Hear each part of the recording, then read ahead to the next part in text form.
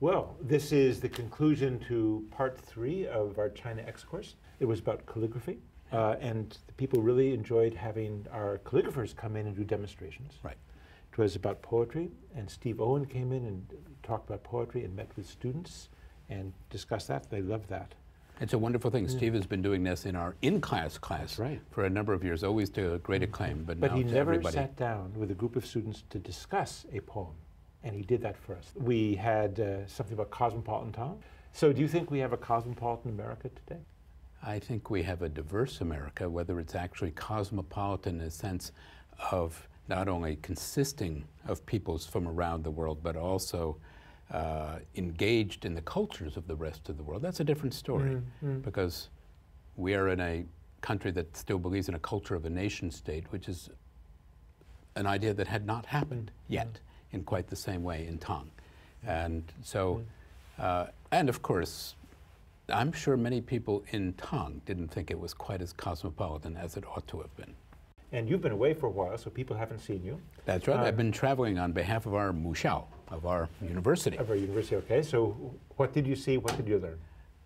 Well, what I learned was a surprising, not in the numbers, because we know the numbers, but a surprising number of people whom I run into, sometimes alumni, but more often not, are watching this course, are engaged in this course, a number of them taking it in a formal way, but a large number of people asking what's coming next, how, asking very specific questions.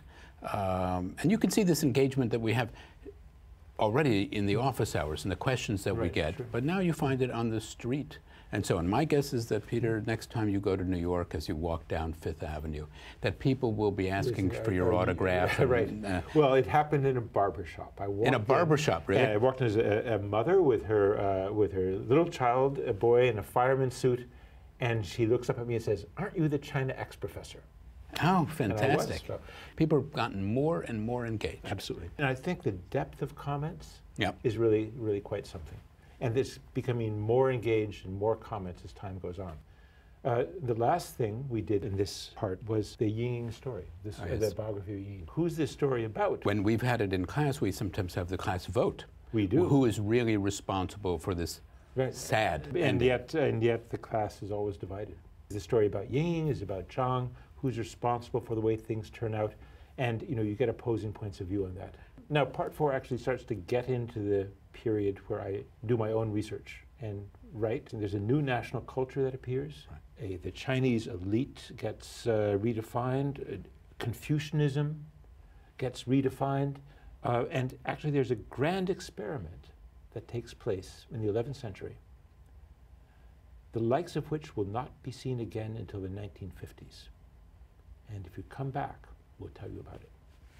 See you then.